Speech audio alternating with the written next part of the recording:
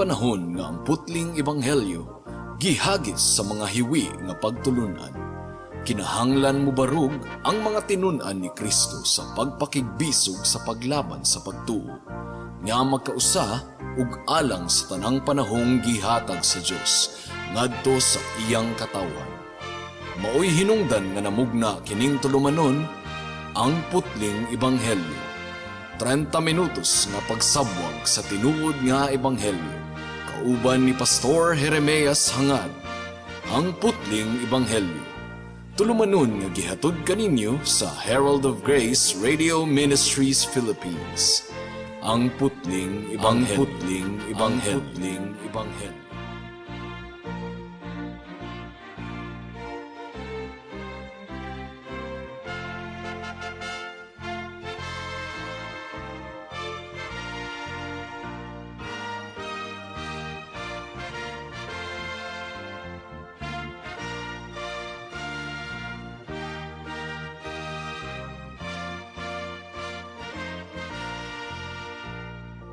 Alang sa pagpamalandong sa pulong sa Ginoo niining takna atong pag-aablihan ang atong Biblia sa Mark chapter 11 verses 12 to 14 and then verse 20 and 21. Apan sa dili pa, greetings once again sa akong lolo nga 93 years old nga si Isabelo Laure Sr.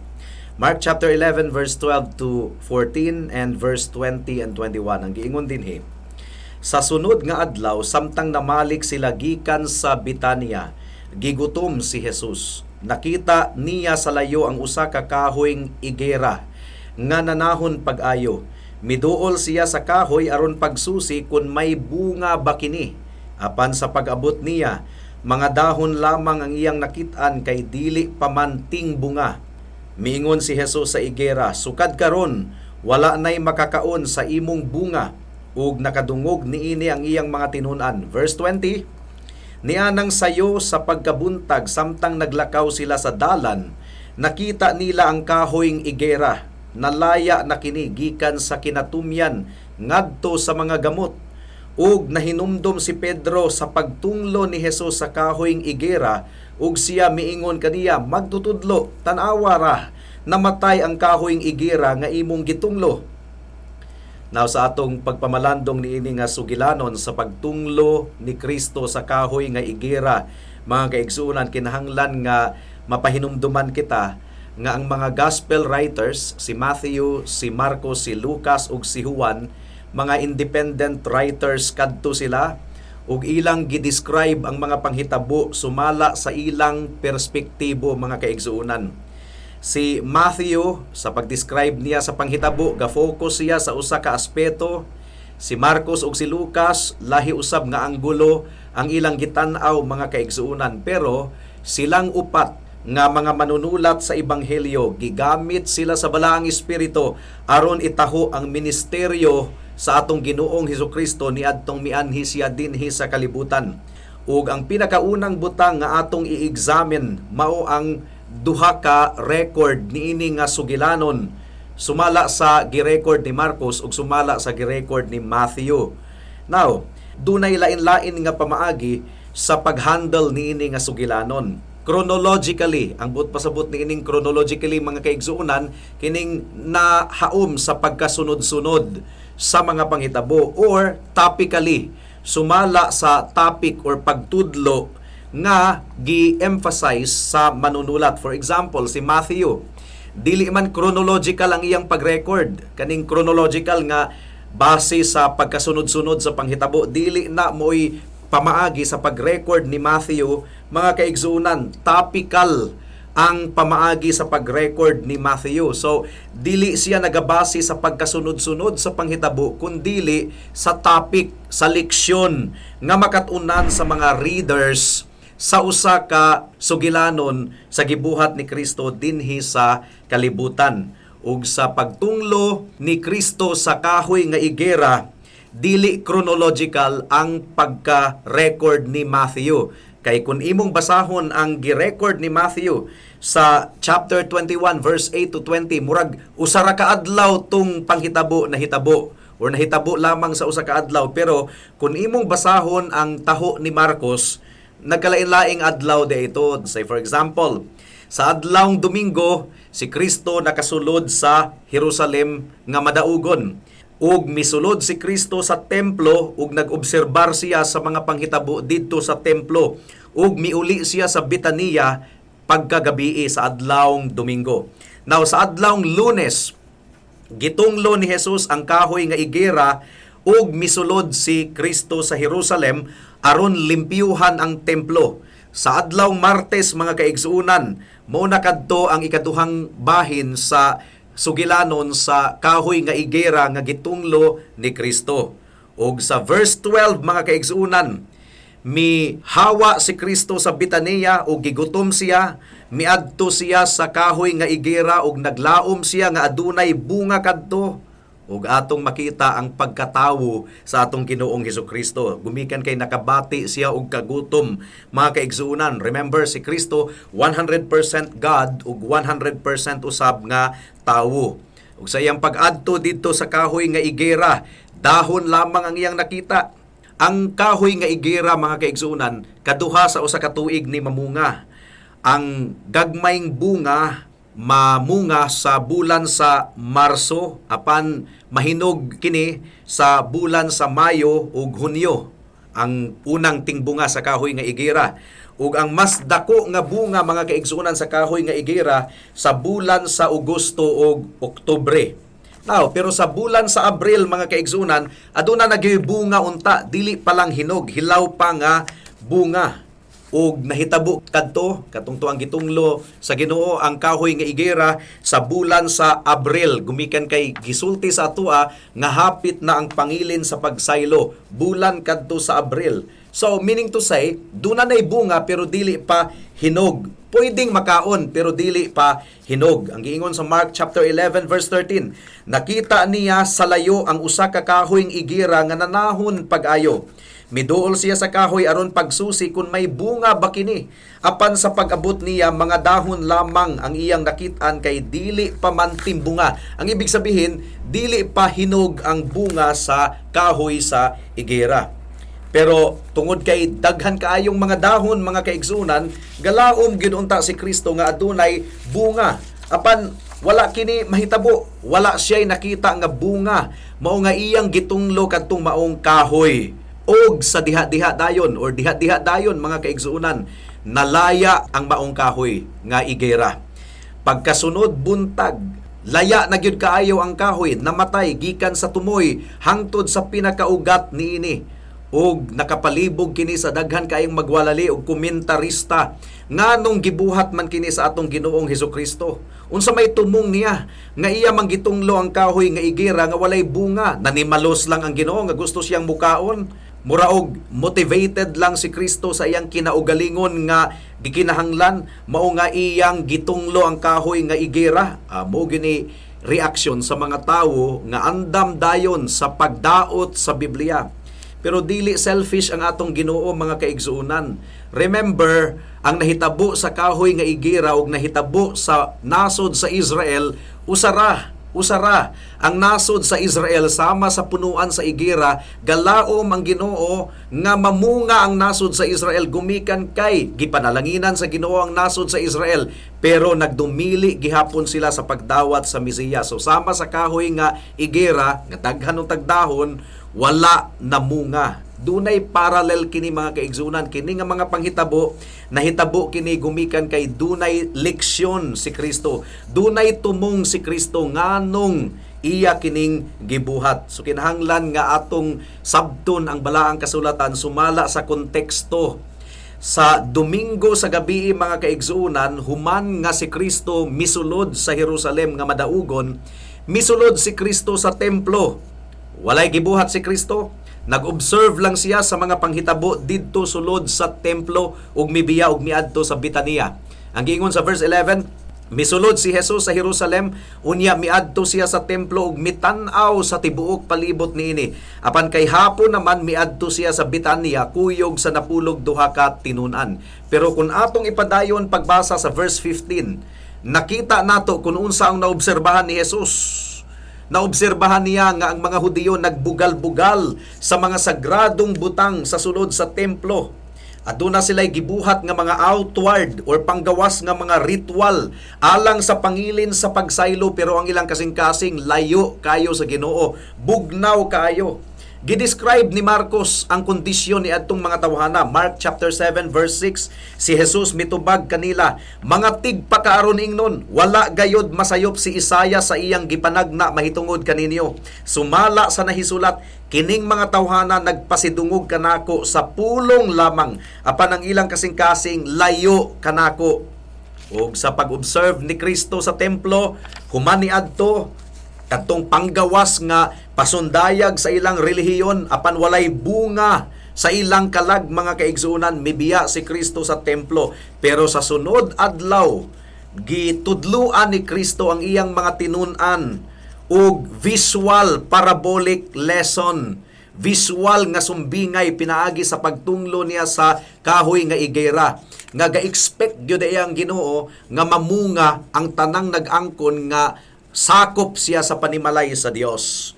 Dili day dawaton sa Ginoo ang pag-angkon lamang sa baba, kundili gitan-aw sa Ginoo kung namunga bagayod ang kinabuhi sa usa ka tawo nga nag-angkon nga tinun-an siya sa atong Dios. Ang nasod sa Israel ilang gipanghinambog nga sila katawhan sa Dios, apan walay bunga kini sa ilang kinabuhi sama ni adtong kahoy nga igera. Ang pagtunglo sa Ginoo sa kahoy nga igera parallel kadto sa pagtunglo sa Ginoo sa nasod sa Israel, ug ato kining ipasabot unya-unya. Adunay duha ka bahin ang atong pagpamalandong sa nahabilin nato nga oras. Una, the meaning of the parable, ang kahulugan niini nga sumbingay. Ikaduha, God's expectation of all men, ang gilauman sa Ginoo sa tanang mga katawhan. Mudangat na kita sa unang punto, the meaning of the parable. Kadtong kahoy sa igera mga kaigsuunan, simbolo kadto sa nasod sa Israel. Unsa ang nahitabo sa nasod sa Israel? Kadtong kahoy nga igera, panggawas kadto nga sinyales sa nasod sa Israel. What I mean, nga daghan kunuhay og dahon tanawon sa gawas, pero walay bunga. Daghan unta og dahon kadtong kahoy nga igera, so ga-expect nga duna untay bunga, pero walay bunga. Ang nasod sa Israel, nindot kay tanawon ang ilang templo, panggawas, grabe ang ilang pagkarelihiyoso mga kaigsuunan. Pero ang ilang kasing-kasing layo kayo sa Ginoo, ug ang ilang kinabuhi wala na munga og pagkabalaan. So again, kadtong kahoy nga igera, demonstrasyon ra kadto sa kondisyon sa mga katawhan sa Israel at that time. Baga kayong katawhan ang nagtigom didto sa Jerusalem alang sa pangilin sa pagsaylo. Daghang mga namaligya ug mga hayop didto sulod sa templo aron kunuhay gamiton sa mga paghalad, pero wala gayoy nangita sa dagway sa Ginoo sa tinuuray. Puro ritual lamang mga kaigsuunan, puro ritual, mechanical, naandan lamang. And at the same time, ang mga pari, ang mga pariseyo dito sulod sa templo, nagtinguha sila sa pagpatay sa atong Ginoong Hesukristo. Ga ritual sila, ga sakripisyo sila dito sa templo, pero ang ilang kasing-kasing mga kriminal, gusto nilang patyon si Jesus. Nag-angkon sila nga sila katawhan sa Ginoo, pero buot nilang patyon ang anak sa Dios nga si Hesukristo. So, sa paglimpyo sa Ginoo didto sa templo, di ba iyang gipalayas katong mga namaligya og mga hayop, mga money changers, iyang gilimpyuhan ang templo, iyang gihampak ang templo. Og kadtong pagtunglo ni Kristo sa kahoy nga igera, duha ka panghitabo apan usa lamang ka leksyon. Gitunglo sa Ginoo ang nasod sa Israel nga tigpakaaron ingnon. Og si Kristo mismo ang nagpadayag or nagpasabot sa tinuod nga kahulugan ni adto, dili kini interpretation ni Pastor Jeremiah. Atong basahon ang parallel nga panghitabo, Matthew 21 verse 43, ang giingon dinhi, ug midugang pagsulti si Jesus, busa sultihan ko kamo nga ang mga panalangin sa paghari sa Dios kuhaon gikan kaninyo ug ihatag ngadto sa mga tawo nga makahatag og maayong mga bunga. So gitunglo niya ang nasod sa Israel, gitangtang sa Ginoo ang gingharian gikan sa Israel ug gihatag ngadto sa usa ka nasod nga mamunga. Ug ang pasabot niini ang church, ang iglesia, mao na karon ang tinuod nga Israel, gumikan kay ang iglesia mao ang namunga. Gibuhat sa Ginoo ang nasod sa Israel aron unta mamunga, aron tudluan ang tibuok kalibutan mahitungod sa Mesiyas nga si Hesukristo. Nag-exist sila aron ipunting ang katawhan ngadto kang Kristo. Apan gitalikdan nila ang Dios, sama sila sa punuan sa igos.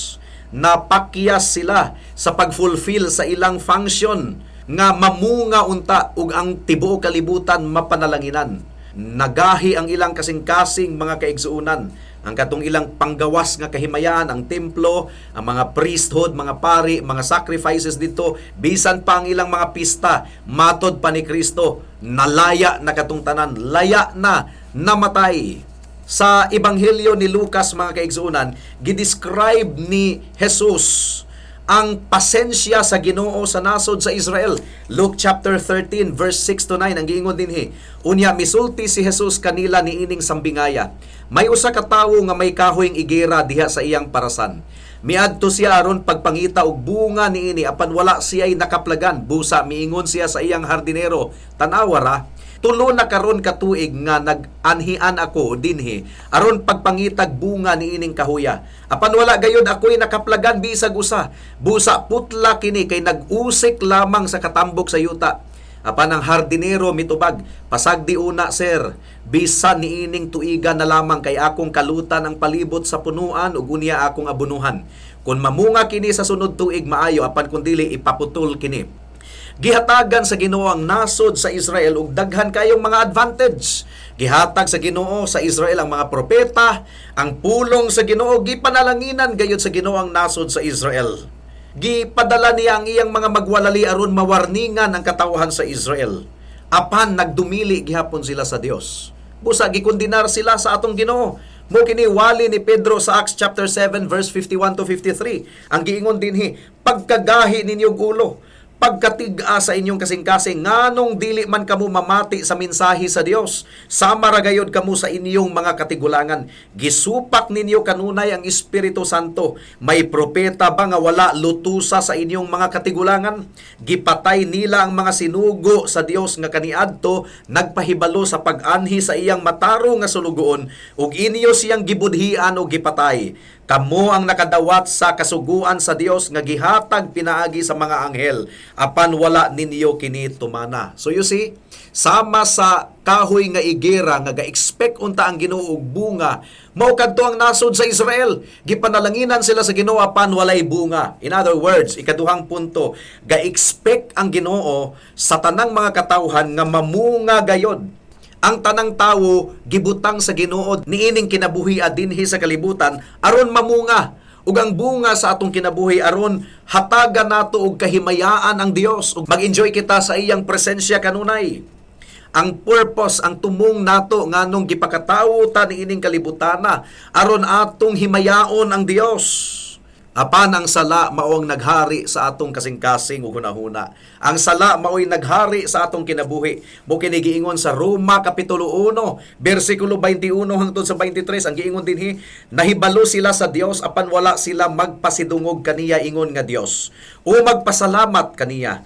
Ang ila hinuong mga gihunahuna pulos binuang ug nangitngitan ang ilang mga salabutan. Matod nila maalam sila apan mga buang-buang di ay. Imbis himayaon nila ang Dios nga walay kamatayon, mao na hinuoy gihimaya nila ang mga larawan nga gibuhat sama sa dagway sa tawo o sa mga langgam o sa mga mananap o sa mga hayop nga nanagkamang." Now, ang walay bunga mga kaigsuunan, gitunglo sa Ginoo, pagatungluhon gayod sa Ginoo, sa pagbalik sa Ginoo, ilain ang mga karniro ug mga kanding. Gumikan kay ang mga karniro nagatamod sa tingog sa Dios, nagapasakop sa pulong sa Dios, apan ang mga kanding nagasungag sa pulong sa Dios, nagasupak sa pulong sa Dios. Ang mga Kristohanon nga tinuod nga nakaila kang Kristo, dunay bunga ang atong kinabuhi. If anyone is in Christ, he is a new creation. Bagong binuhat na siya. Busa mamunga ang iyang kinabuhi ug pagkabalaan. Kung walay bunga, dili na tinuod nga Kristohanon. Makadawat ka na sa pagtunglo sa Ginoo sa katapusang adlaw.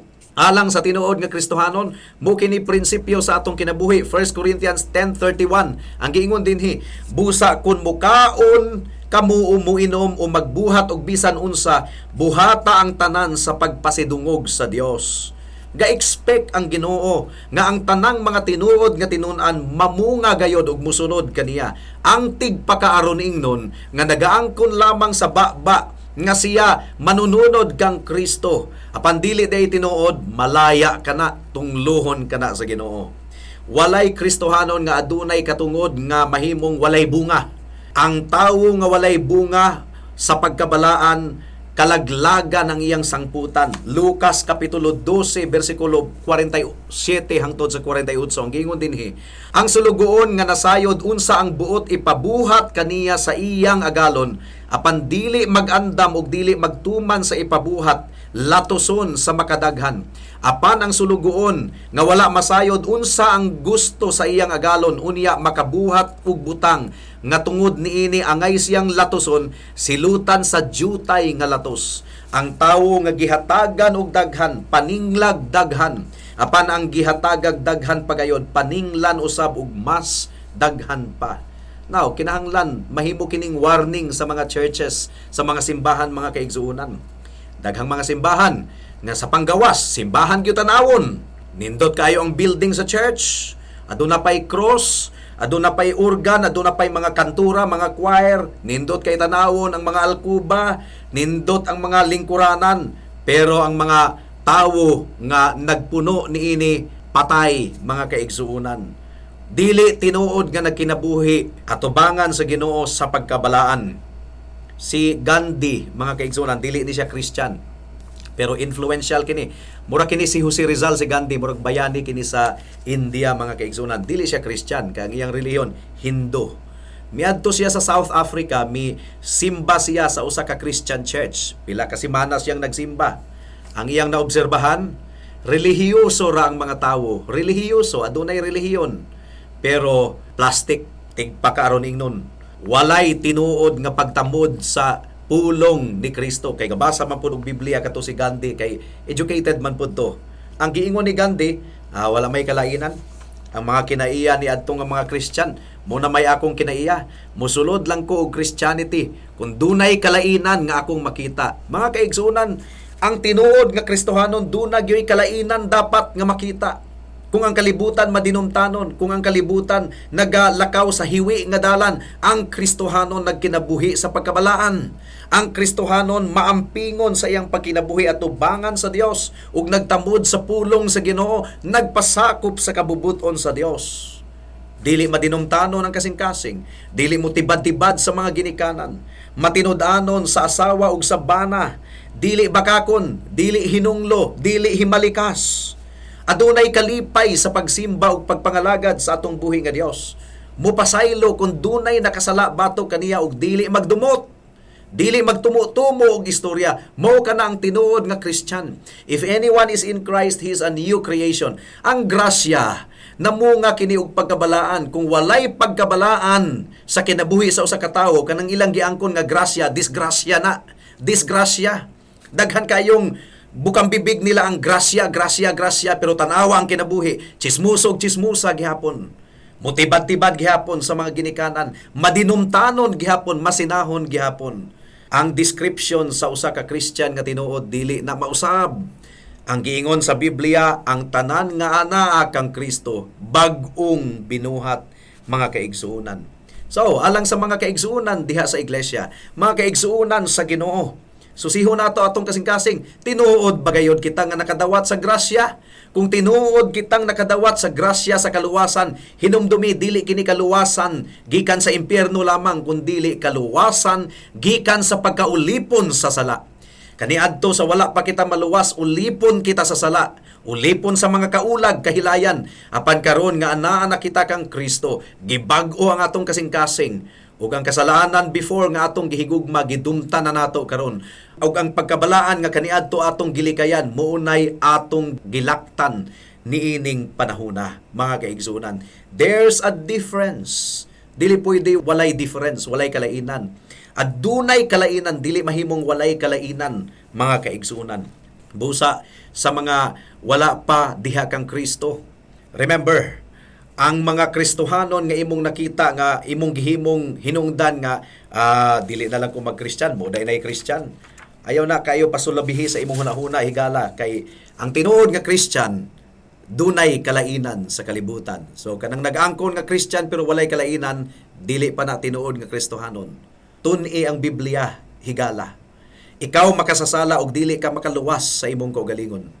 Bisan pag manaway ka sa uban nga mga Kristohanon nga bati og batasan, bati og kinaiya, basin og dili na tinuod nga Kristohanon, pero dili na mo himuon nimong katarungan at tubangan sa Dios sa paghukom, nganong wala ka naghinulsol sa imong sala, nganong wala ka mituo kang Kristo, ingon nga imong bugtong Dios og manluluwas, dili ka makaingon plastic manggod si Mr. Talpulano nga gaangkon-angkon nga Christian, dili nimo himuon siyang katarungan, panilngan ka sa Ginoo. Busa higala hinulsuli ang imong sala. Ang kuna nga ikaw makasasala ug dili ka makaluwas sa imong kaugalingon, si Kristo mianhi aron luwason ang mga makasasala nga susama nimo ug susama kanako. Pinaagi sa iyang dugo nga giula didto sa krus sa Kalbaryo, matabunan ang tanan nimong sala, ug pinaagi sa iyang pagkamatarong nga isulob kanimo, pagaisipon ka nga matarong atubangan sa Dios. Undangi og salig ang imong kaugalingon ug ibalhin ang imong pagsalig kang Kristo, ingon nga imong bugtong Dios ug manluluwas. Buhata kini karon kay basin ug ugma ulahin na ang tanan. Magampota. Salamat o Dios sa mensahe nimo niining taknaa. Among gipangayo nga natandog ang kasing-kasing una-una sa mga katawhan ug dili sila mahiluna hangtod nga dili sila maghinulsol ug mudangop kang Kristo.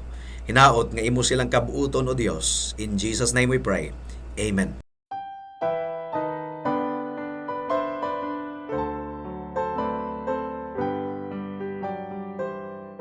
God sent His Son, they called Him Jesus.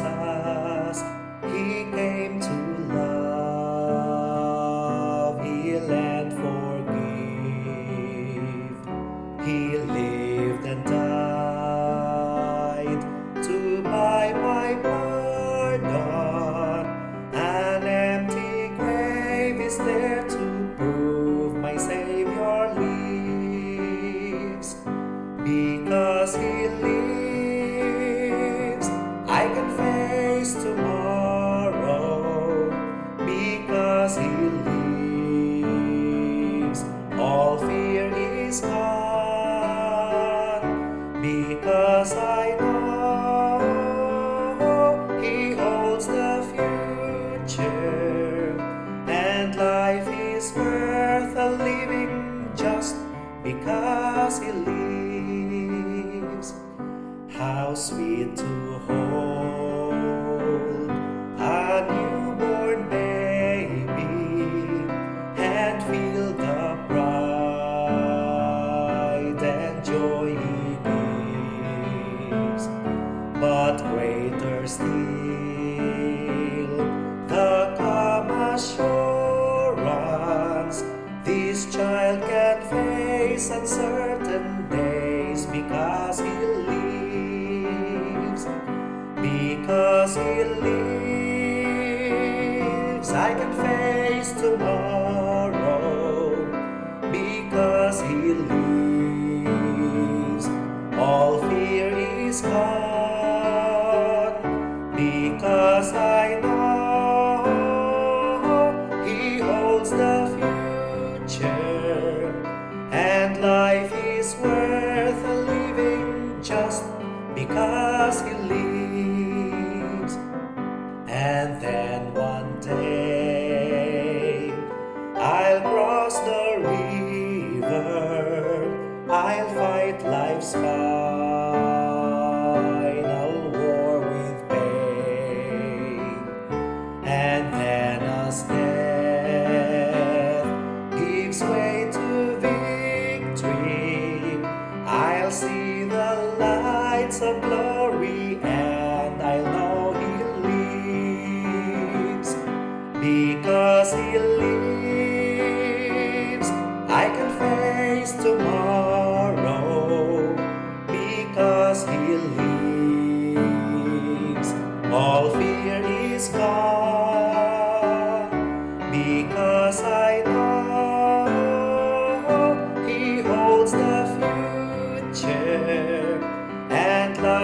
is worth a living just because He lives. Because I know He holds the future, and life is worth a living just because He lives.